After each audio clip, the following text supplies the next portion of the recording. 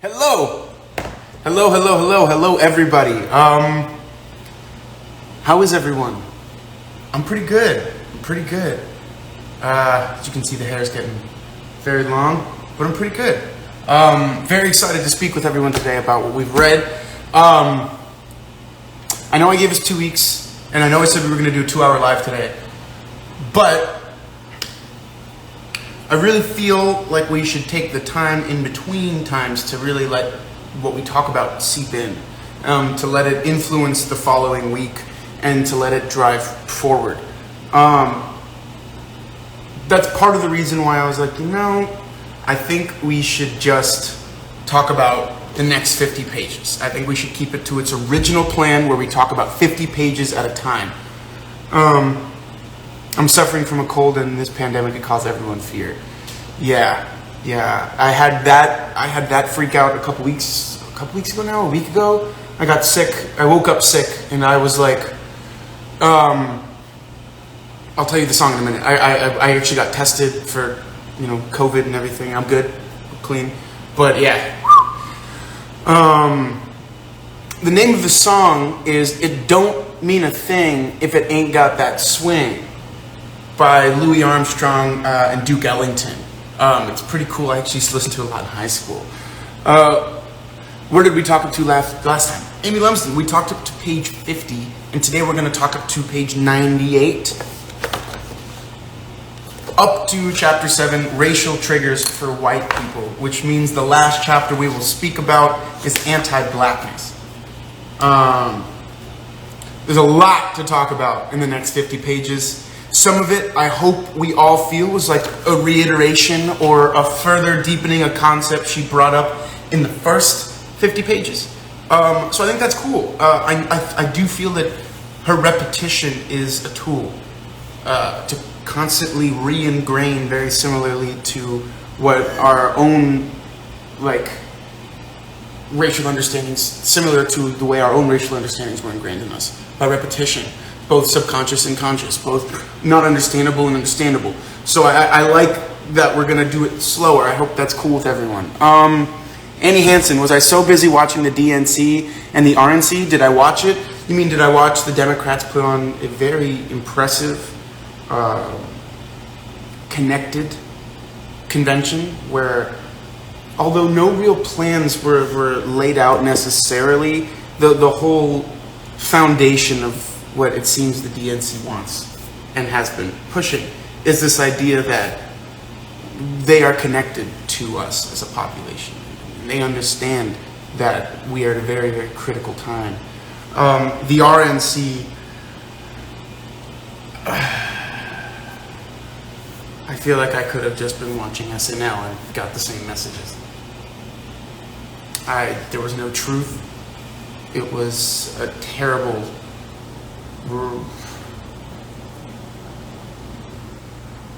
violation of the Hatch Act. We're not going to talk about the RNC just because, it was absurd. It was absolutely absurd in every facet of what that word can mean. We, as a book club, I hope, have read enough dystopian literature to understand the consequences of a supposed democratic ruler who promotes nepotism and the growth of his own family over the growth of a nation, who promotes a singular ideology rather than one that includes most Americans. We know the history of what happens when people like that are allowed to continue without any sort of obstacle. And we've seen examples of that in history. So I think it was a very dangerous thing to watch unfold. We're not going to talk about it. We've got a lot of other things to talk about today.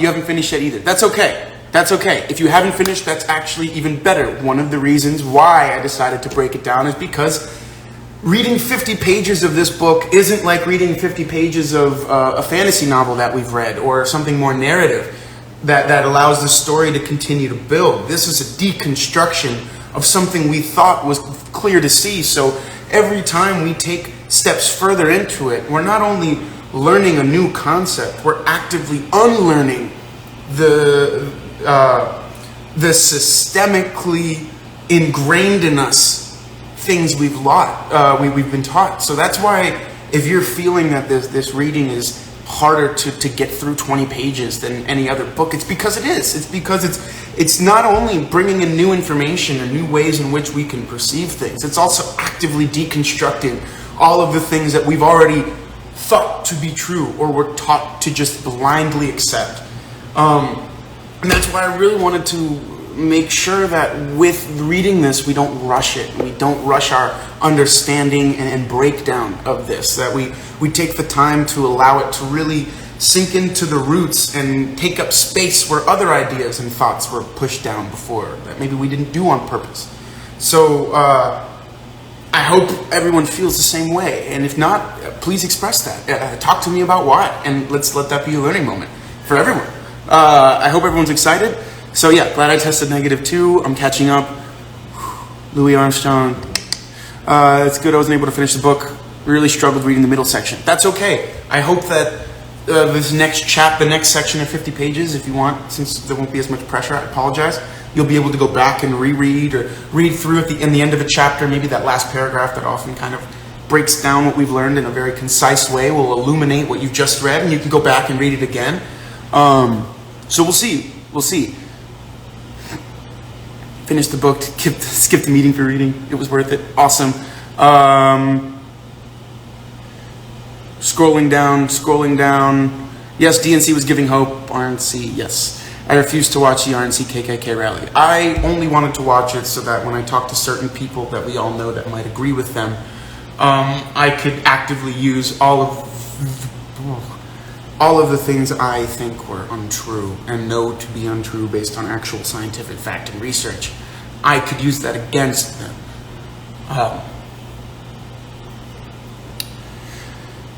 Yeah, it was the same. It was the same every day. I do not want to speak in a way that diminishes the idea that people that share those beliefs, I do not want them to feel unsafe or unwelcome in this space. I want anyone that agrees or disagrees with that to understand it is, at a certain point, and I've decided this for myself, there is a moral culpability, and no, that's not the right word. There is a moral,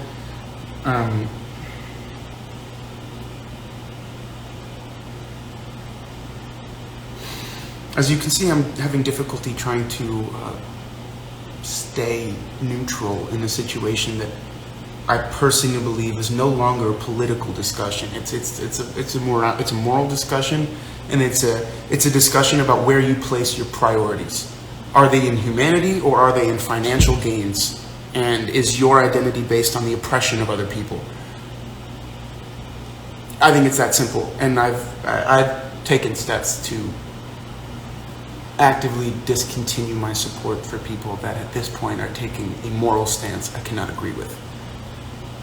I can discuss that with anyone, but I don't want it to become about that. But yes, now that I'm just going back through, you can see that I was very affected by this.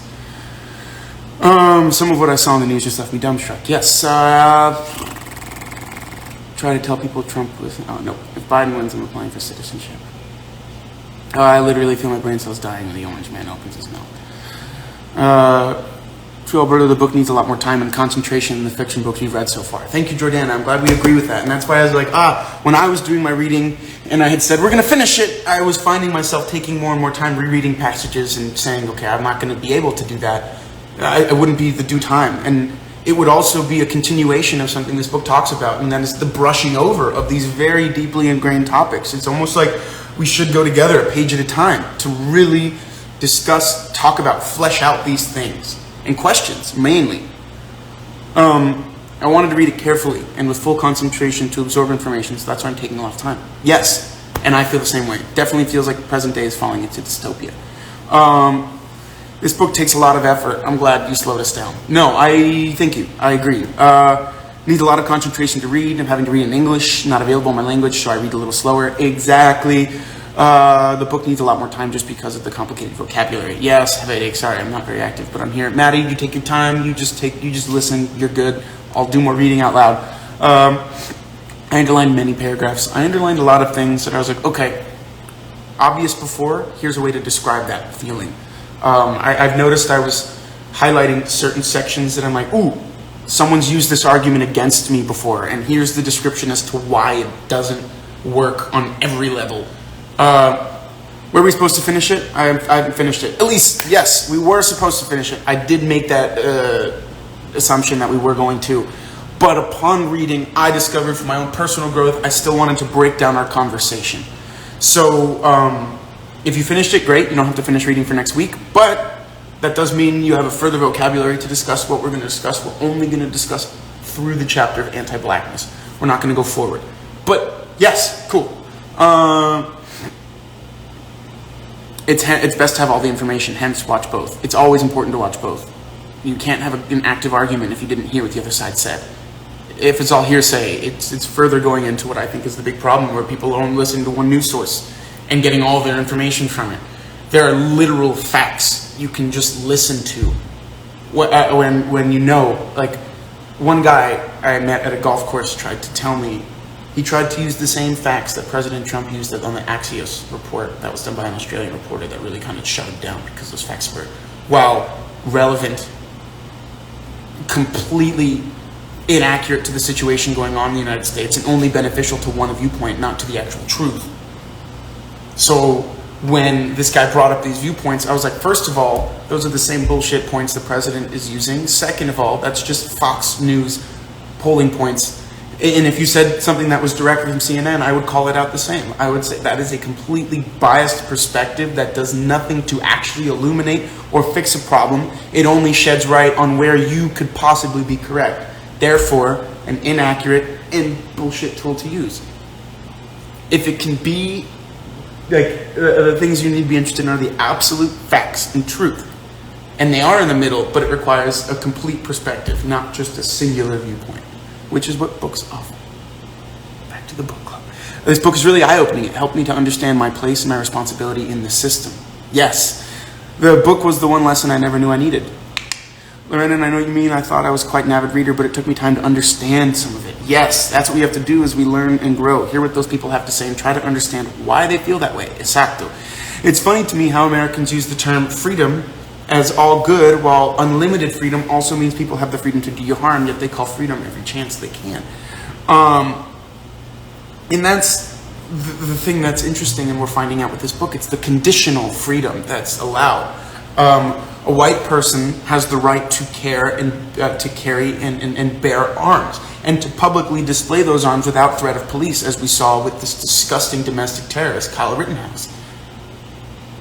But God forbid we look at the history of the Black Panther Party and recognize that they were just Americans grouping together, using their own constitutionally given rights to protect their communities.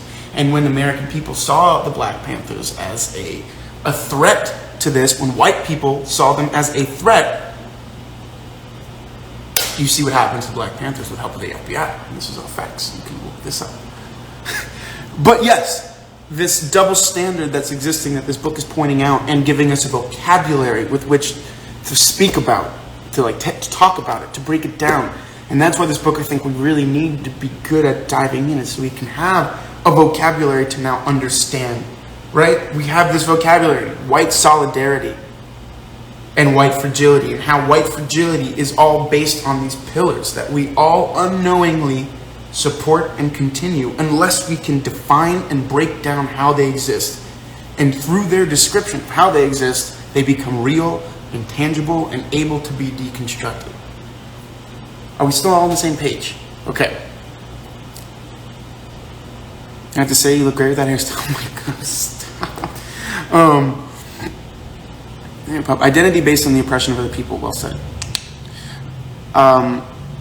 This book is way too important for us to rush to talk. Thank you for agreeing. I was underlining so much stuff that it could be useful in the future I didn't even notice. Yes, I've been living white fragility both in discussions I'm having with people and in the questions I'm pointing out myself. I struggle with this book because I agree and disagree with a lot. And that's literally the whole point.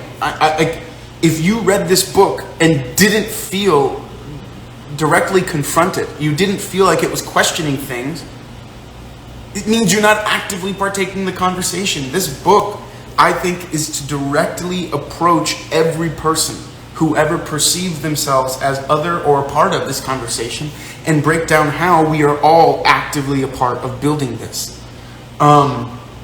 And that's why I felt, again, like I felt like it was important to start here, because it's giving us this vocabulary. It's giving this understanding from someone who's waking up, or had the time to wake up and has watched a bunch of other white people start to have that confrontation. And like, when we start to read So You Want to Talk About Race, this book will further illuminate itself as, unfortunately, because of white fragility, a good starting point for white fragility. It's an interesting thing, but I'm really glad that that's how you felt, because that's exactly the point. I underlined and notated margins of this book so much more than any other book ever. Awesome. I made so many notes in this book compared to my normal, very thought-provoking. My friend saw the book and wondered how I could read anything considering all the posted notes sticking out everywhere. That's awesome. You need to get the whole story rather than part of it. Get the whole picture to fully understand the situation as best you can. Only through understanding can we really change. And that's what this whole book club is about. Only through understanding can we actively change. Like, you don't just change because, like, you change because you want to. And then because of that, you learn. And then from the learning, you unlearn. And then from that unlearning, you reconstruct what you've deconstructed. And then you might be able to grow. Right? It's a process. And that's what this book is talking about. So I told my parents, my mom will now read it because of our talk. Awesome. I have a really cool aunt, Aunt Susanna. I don't know if she's watching, but maybe she'll watch later. She was an aunt that is an artist and like pushes forward ideas. So I was like, oh, she's someone that I think would benefit from this book, and someone that I think would actively take what she learns from this book and maybe share it with people.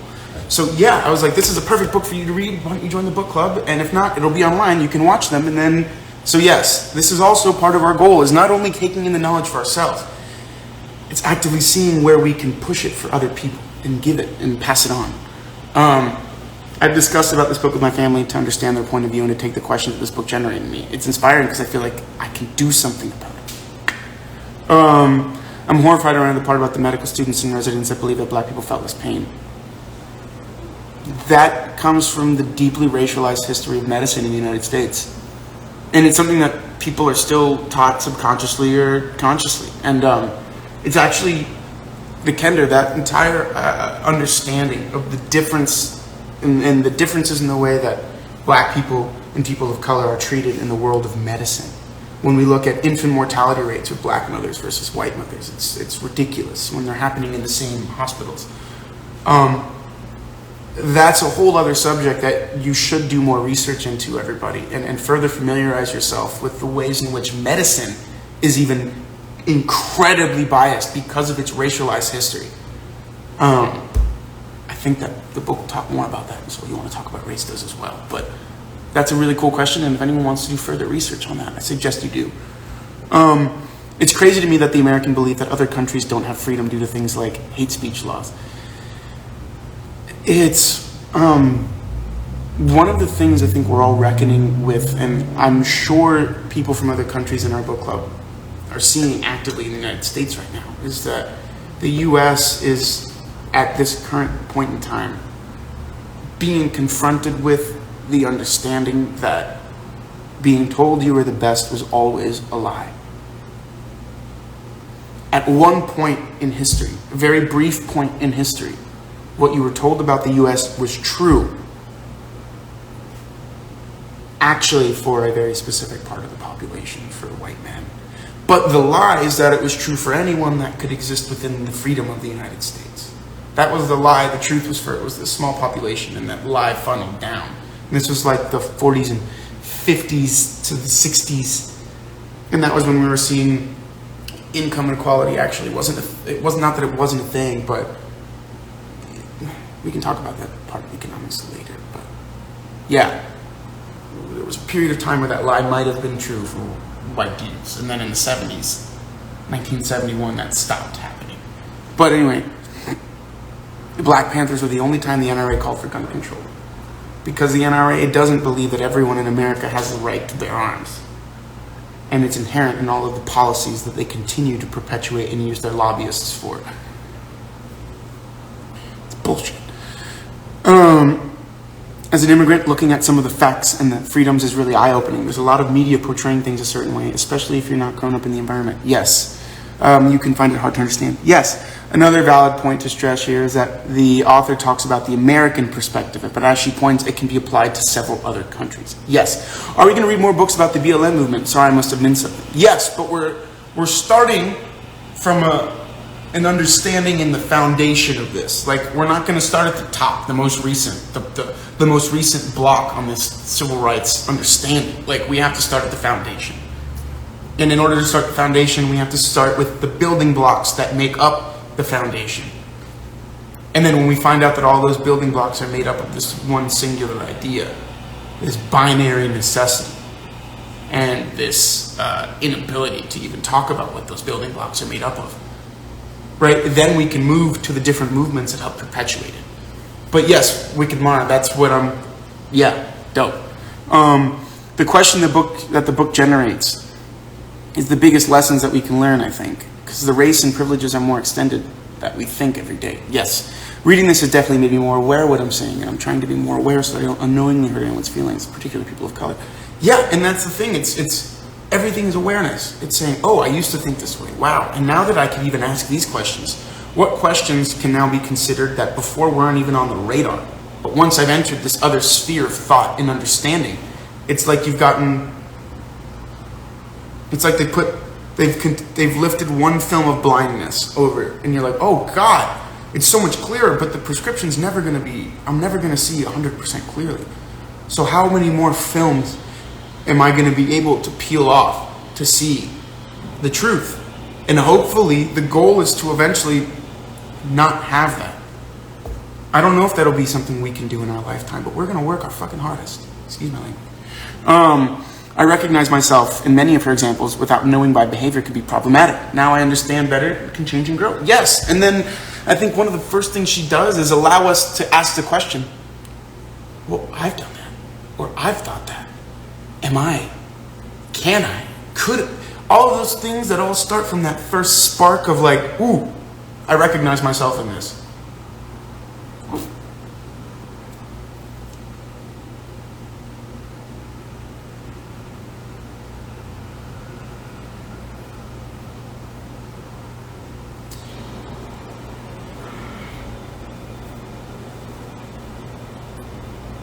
No, I'm sorry, it's not in Portuguese yet. Though I do live in the States, it's something that deeply puzzles me, and knowing more helps me understand the struggles of others. Yes.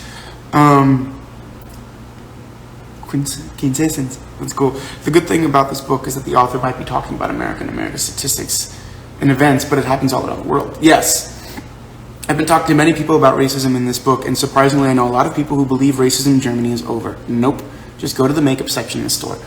And that's, like we talked, in the book she talks about that idea that when racism came to the forefront of understanding in America, it was during the 60s, specifically during the civil rights movement, where many people were for the first time seeing that their simple belief that there were some races superior to others allowed other people to act in the violent, aggressive way we saw televised during the civil rights movement.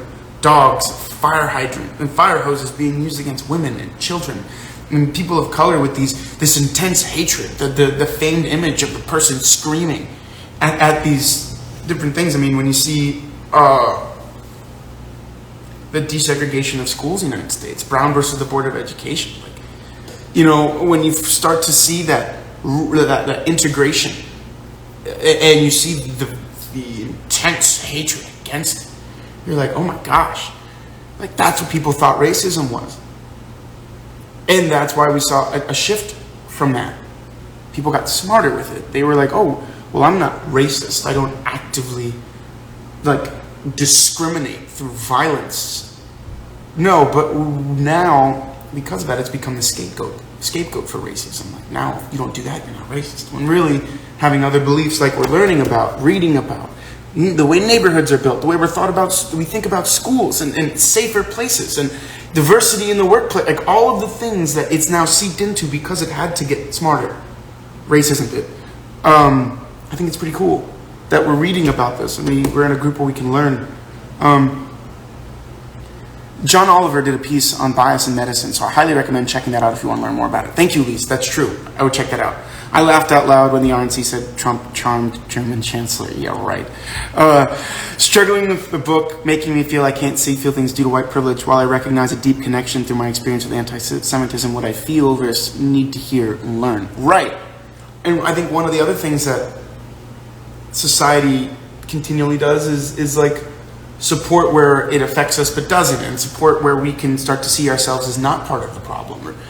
And I think that isn't helpful, you know?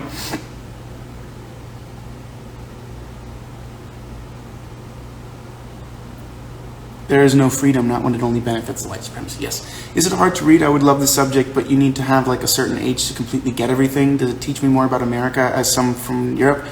I think we can talk about that as a group. What do we feel so far? Everyone, for Ghost Rockaroon, do we think that for people that are American, how do you feel? For people that aren't American, how do you feel it's influencing your viewpoints of your respective countries or continent?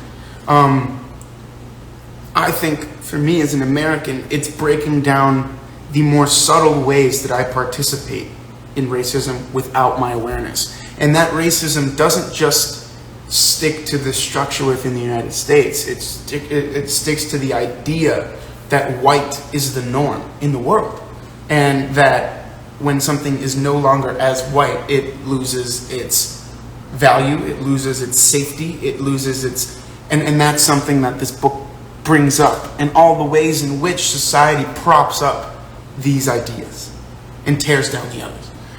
That's my understanding. So if anyone else wants to chip in, I think that'd be great. I'll read it out loud. I definitely, we are quintessence. We are questioning our own thoughts in our own country and everything we are taught as kids. This happens everywhere. Awesome. I definitely agree with what D'Angelo said about racism being present globally. I can't say that I identify as white being from India, but I do still have more privilege than people of color. Do you think that America's obsession with guns also ties into white fragility? Absolutely.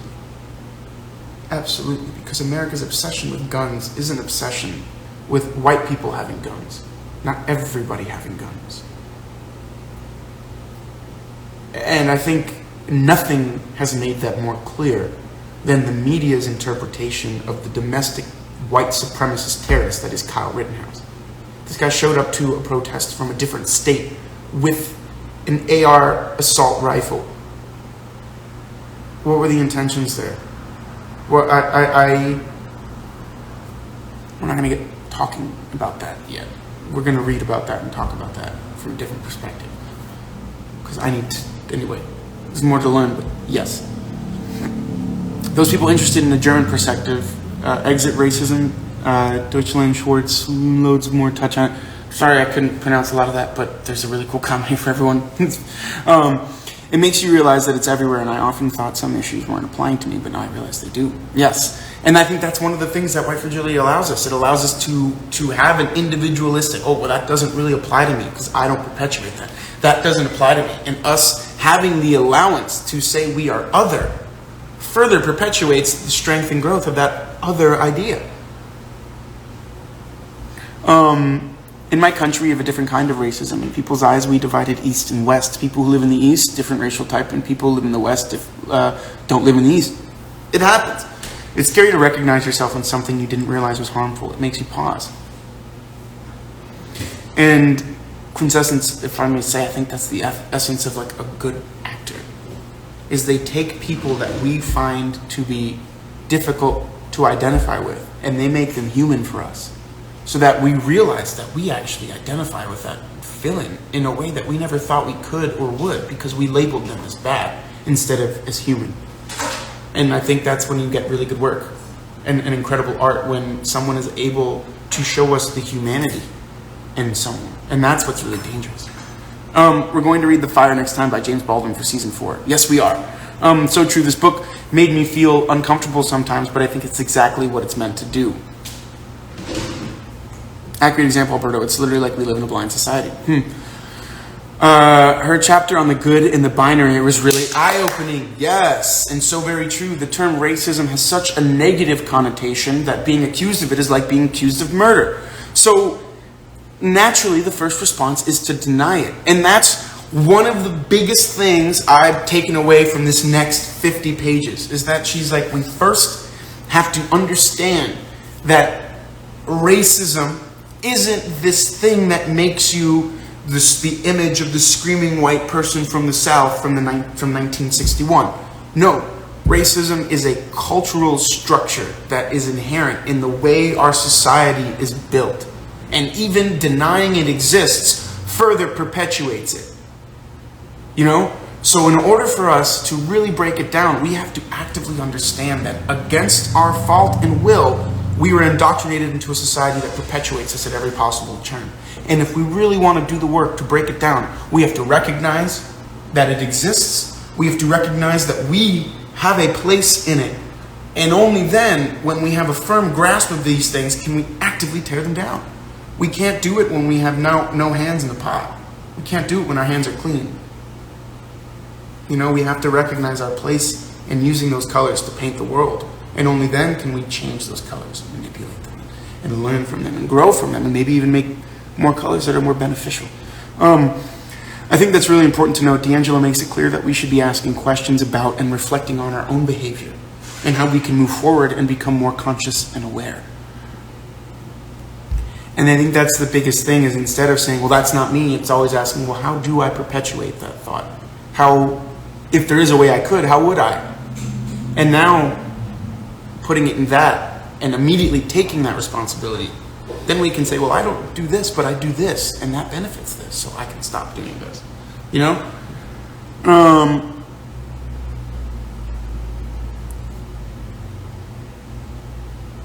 In Cold Blood is next. That is our next book. We'll talk about next books at the end of this, so don't worry about it. Racism is like murder. The concept exists, but someone has to commit it in order for it to happen. Lynn, and that's what we're learning is not true. Racism doesn't have to be actively committed for it to be perpetuated. What we're reading in our book is that racism exists, and our denial of it perpetuates it. Our denial that we take part in it further perpetuates it by diminishing the idea that it's there. So in that, you said like racism, like murder, the concept exists, but someone has to commit it. I don't agree with that. I think that murder is an act to commit murder, whereas racism is a structure, which means whether or not we actively perpetuate it, in denying it, that structure continues to uphold and exist. And someone has to commit murder.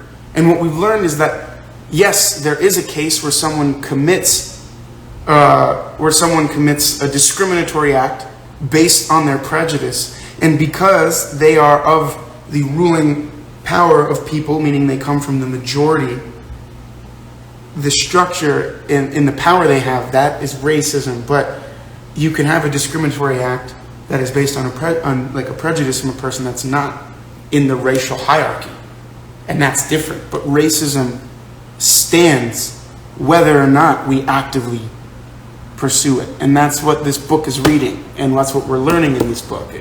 Would anyone else like to comment on that? And Lynn, if you'd like to continue this idea that you had, and we could continue to deconstruct it together and break down what we've learned in the book and how we can apply it to this idea, and how we've learned that this comment that someone has to commit the act of racism to be racist. We actively learned that that's one of the biggest things perpetuating racism, is that people feel exempt from committing specific acts, when actually just their existence in the system without denying it, without questioning it, perpetuates racism. So if anyone else would like to use examples from the book to help Lynn see what we've broken down and read so far, that would be great. Please put them down, and Lynn, I hope you stay with us and keep reading. I find this interesting to discuss with my friend from South Africa, since the numbers are reversed there. Listening to her opinions are somewhat scary to me at first. And South Africa has a very, similar but different racial history, and the way that even it's structured and built as neighborhoods and whatnot is very different. So that if you want to continue letting us know the responses and questions you're having with your friend, and that opportunity to learn and grow, I would love to hear more about that. Apartheid just ended. Yeah. It's a different world in that sense. The chapter about good and binary was very interesting. Yes. I love that D'Angelo talks about the difference between prejudice, discrimination, and racism. And that's one of the biggest things we have to talk about when addressing this idea. Because that's what I've had to use when I talk to people. I'm like, well, what you're specifically discussing is discrimination, which is an act. Prejudice is a belief in how you see the world. And how you see the world influences how you act. So prejudice and discrimination are always tied together. Now, when the person committing that discriminatory act, because of their prejudice, has the dominant social power, the institutional authority, that's when it becomes racism. And I love that we broke that down. And I love that we had to learn that actively. Because I'll tell you, when I was in school, we learned the definitions. But then they showed pictures of people from the 60s and they said, look at those racists discriminating. They didn't say that when you are actively choosing to go around a certain street or a neighborhood or a place, you're discriminating based on a prejudice. And they didn't break it down to that level. And that's what we're doing. We're making sure that that's where we start. When I was going through immigration, I actually had someone say, you won't have many issues because you're white. It's a terrifying statement, and it's true. And that's one of the things that I've had to confront is white passing. White passing is dangerous because for a lot of reasons, but I think one is it allows the person to believe they are participating in and passing until they're denied that. And it's it's an interesting thing.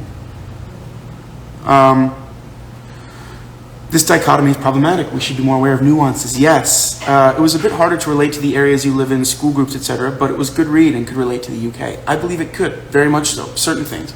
It's fascinating. It mentions Columbus and the Indian when he discovered America. The only difference depends really on lighter skin. It's insane. The book applied to every country because white fragility and racism exists everywhere around the world, especially in Western culture because a lot of us were colonized nations. So it's inherent in the treatment of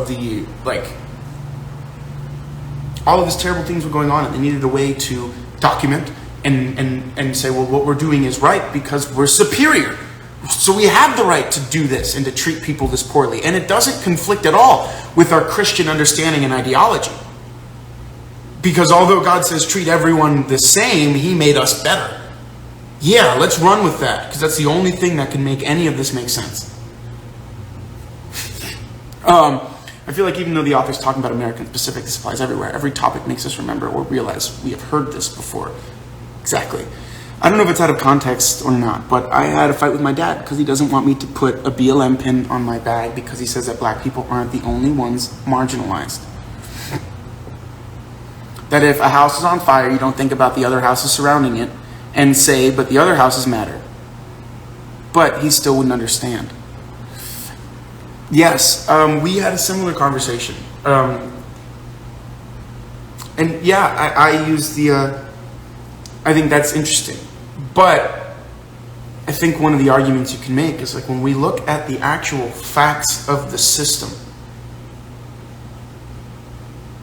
we have to say that if we truly believe that all lives should matter and all marginalized groups should have equal representation, then we have to start with saying, well, if we really believe that, it means black lives have to matter in a system where they are constantly shown in every facet that they don't. So if we really believe this one statement, we have to fight for black lives to matter. We have to fight for trans lives to matter. We have to fight for indigenous lives to matter. Because if not, if we're saying all lives matter, but we're not actively fighting for those lives to matter, it means that that statement at the top is bullshit. Sorry. I recognize it's difficult to teach someone that who doesn't have that understanding, but keep using those ideologies, keep using those things. Like if one house is on fire, and it's burning down, we don't say, well, all of the houses need to be looked at. Have the firefighters go to everyone. No, we say, let's deal with the house that's on fire first. And then so you're right in that. I think we should discuss more ways as a book club that we think we can help teach this lesson. Anyone else have any other ideas? I think this is a good idea. Do I believe civilians should be allowed to have guns? That is not a topic we will discuss today, for many reasons. I will say this. I am vehemently opposed to anyone who pushes forward the idea that blue lives matter. That is the biggest cop-out bullshit I've ever heard. When you make a choice to pursue a career, you take upon you all of the inherent dangers that that career offers. And knowingly, and that's what the sacrifice is, and it's a wonderful thing. It's not a sacrifice if you keep reminding people why you're doing a good thing. Then it becomes something to just make yourself look good, and it becomes bullshit.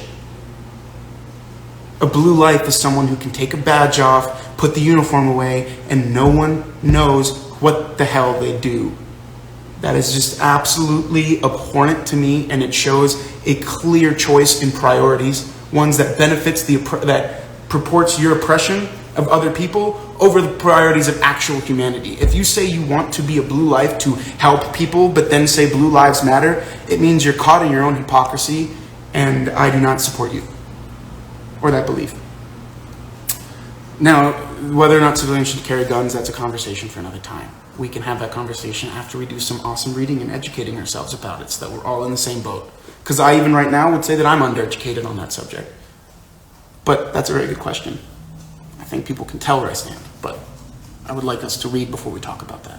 Next question. Being from Hawaii, it's interesting to see racism. The islands are mostly Asian and Polynesian. Here I feel like we make fun of Caucasian people here. And that's interesting, but it's yeah, I can see that. I heard about that. He just killed people, but the police did nothing because he was white. They did nothing. Here in France, racism against Muslims, most of all, in the end, it's the same as in the U.S. What we're seeing is this what happens when the status quo is being questioned, altered, changed. There's an opposition to that. And it all stems from a fear, lack of understanding, and what was told to us and taught to us structurally. When we look at the way Muslims in the Western world are represented in film, television, and by the media, it is never in the most beneficial light. And unfortunately, whether or not we want to believe it, we have to understand that those biases constantly put to us seep into our understanding. And the fact that many of us, hearing me say this, agree, well, yeah, they're not represented, means we're recognizing that there is a change and there is a difference in the way that they're spoken about and represented. And that's one of the first steps. But yeah, interesting.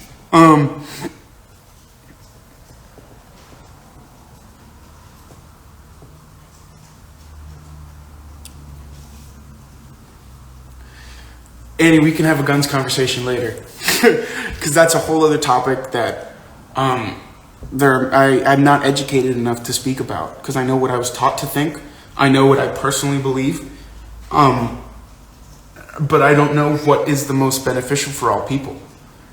What I can tell you is that the current structure and way in which the Second Amendment is spoken about and shown actively in the way that it's responded to by police and whatnot, that Second Amendment is really only a right for certain people and for a certain group of people. And once other people wish to partake in that Second Amendment, then it becomes questioned. And that has to speak to the structure of our society. That was the most informative chapter to me. It was something that I'd never really thought of, but it really explains why white fragility does exist. White supremacy is global. As a white, cis, straight woman born in Sweden, there is nothing not available to me. But that's not the case for Swedish citizens of color. Yes. Yes, it's more to say I'm not racist, or a lot of my, it's more than this. It's more than that. It's more than that. Sadly, everyone understands the difference. Jordana, I'm sorry you're going do that with your dad. I feel like it's a lot more difficult for old generations to open themselves to these thoughts, having been brought up in a society that didn't discuss the issue so openly and make people think about it. And I think what we need to understand is when there is a conversation that is worth pushing, and when there are times to say, you know what, I feel like we're entering territory that is not beneficial for either of us. So why don't I leave you with what we've talked about today, and we can pick this up at another time. But just sit with it. Don't ask all of the questions you want, but to yourself, and then go look them up yourself. And then we can talk further the next time when we're both back in a headspace that's beneficial. Because what I've realized is when we're talking about things, especially things that we believe to be morally right and morally correct, when people deny that, it gets very frustrating. And unfortunately, that frustration can push to anger, which then becomes a direct wall, and you can't teach anyone through anger. And I've learned that, and I am guilty of that. You could ask anyone. I could have a temper sometimes. Maybe some people don't see it. But I could get pretty hot-headed sometimes, especially when I am questioning the intellectual understanding of the person with which I'm speaking. And that is not good of me, and it further puts my points in a position of like, this guy doesn't really get it. So I recognize that in order for me to actually inspire and teach, it requires even further understanding so that I can speak from a calmer place. I'm working on it. So don't think that I have it figured out. You could ask anyone I know. I'm working on it. Right, Tessa? Give the thumbs up. I'm scrolling down. Racism is like an iceberg. We only know information that there's more spoken about. There's a lot more layers and depth. And that's exactly it. The idea that racism is only in a discriminatory act because of someone's race, because of that prejudice. That idea that it's only through that perpetuates the idea that this iceberg can float along without recognizing that it's going to sink every big ship that goes by because of all the inherent bias and everything else that comes with racism. The different wage structures, the difference in the financial world and how people are received by banks and loans, and like every fabric of our society is defined by this iceberg. But we're only allowed to discuss the tip of it. Who does that help? It doesn't help the ship swimming by.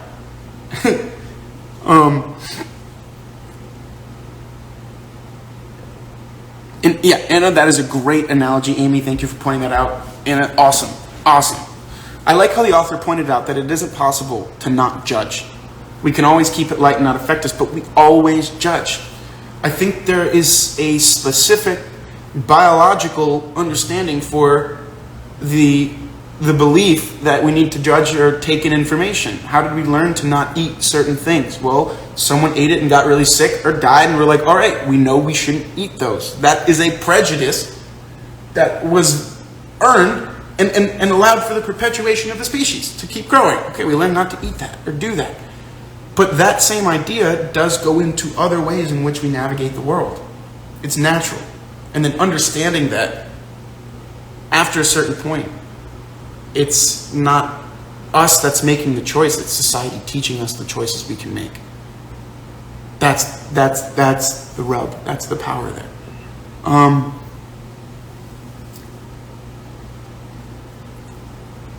Silence is racism too. Absolutely. Silence is fear. It's not enough to be racist, to be not racist, to be anti-racist actively. My South African friend is white, so her opinions are insightful. We have intense arguments about reverse racism since she strongly believes it exists because of the current political situation there. Now, what we learn is that she could say discrimination exists and prejudice exists, but racism has to do with the institutional power and authority that perpetuates it. It is an institutional thing. Prejudice can't exist. And I love the example she gives, how a white person getting called a cracker or some other derogatory term for a white person is bad. And yes, it can be prejudiced from a prejudice idea and discriminatory, but the most it can do is upset that white person's day. Oh, is that so you want to talk about, sorry, Tess and I have been having discussions about, so you want to talk about race, so I'm confusing two books. But in that book she says the most it could do is disrupt that white person's day or ruin a feeling. Whereas the converse, if it's a white person towards a black person, the consequences of calling a black person a racially derogatory term or a slur doesn't just ruin their day. It could end up in the loss of their life. It could end up in imprisonment. It can end up in violence against that person, and the system supports it.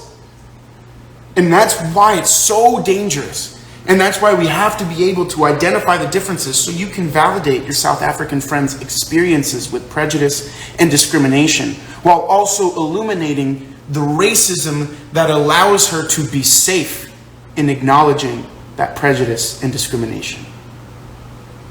Was that a good way to put it? Cool. Because I'm not going to lie to you guys, a lot of the time when we're having our discussion, I'm reaffirming everything I've learned and read by speaking it to you, by reading your comments, by taking your comments in and then putting what I think about them on.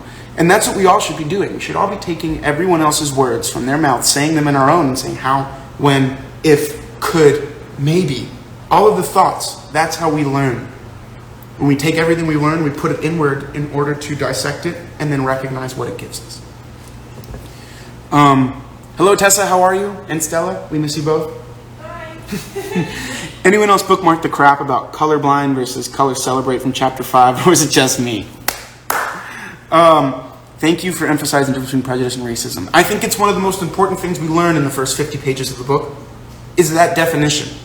Because, I will tell you, everyone I know that is white brings that up. They bring up the times they were discriminated against and how they experienced reverse racism. And then I get on my high horse and say, well, your opinion is wholly misinformed. You are extremely uneducated if you believe that you received racism as a white person.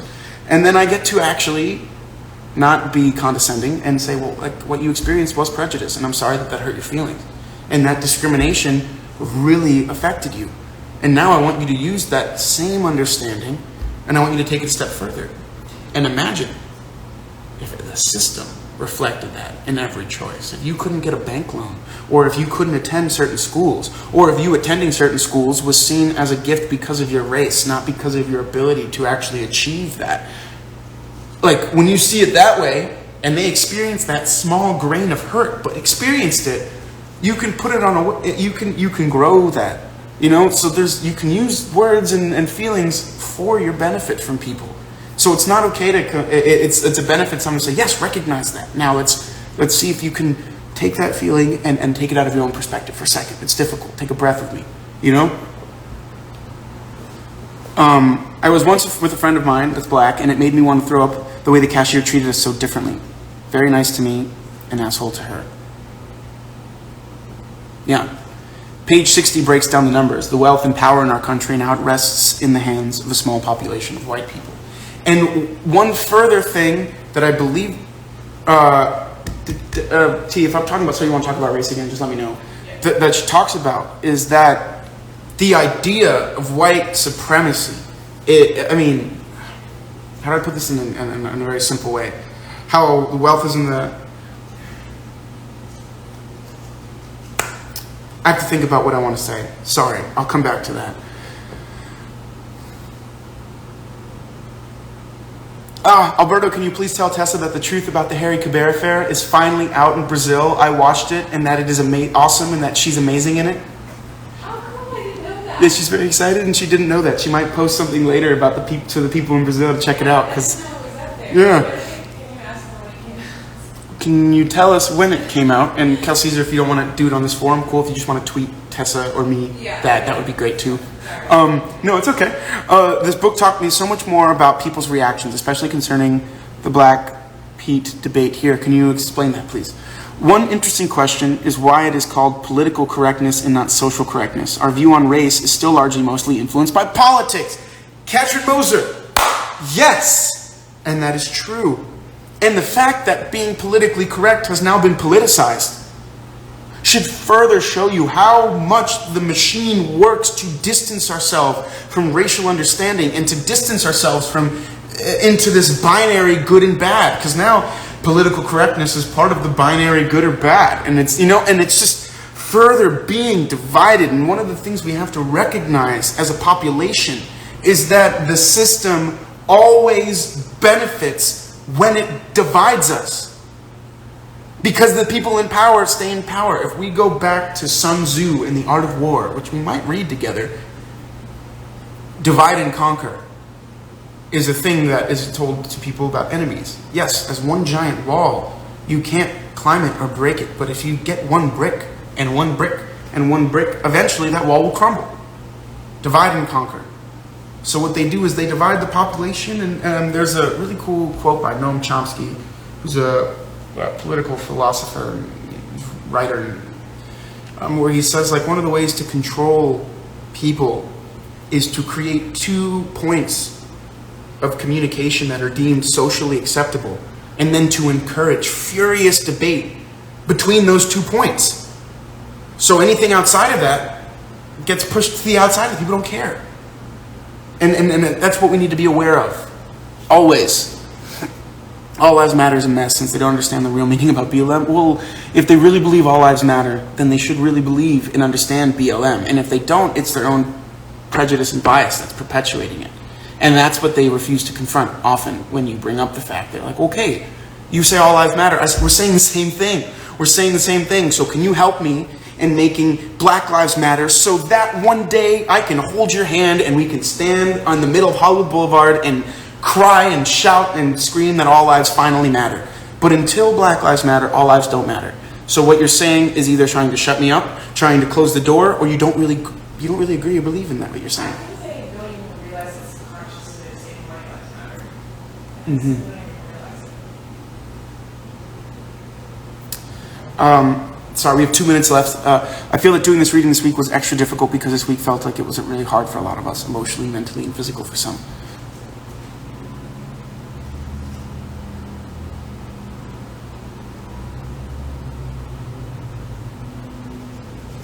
All right, we have 2 minutes left.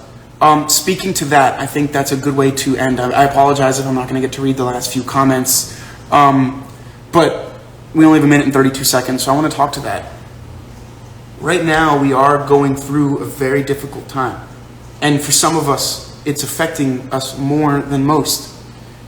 And I want you guys to know, it is always okay to take a breath. I tweeted something about it recently. You can't pour from an empty cup. So you need to constantly making sure that you're taking care of yourself and taking care of who you are. The material we're reading is challenging. It's forcing us to question things, to question ourselves, to look at parts of ourselves and admit to parts of ourselves.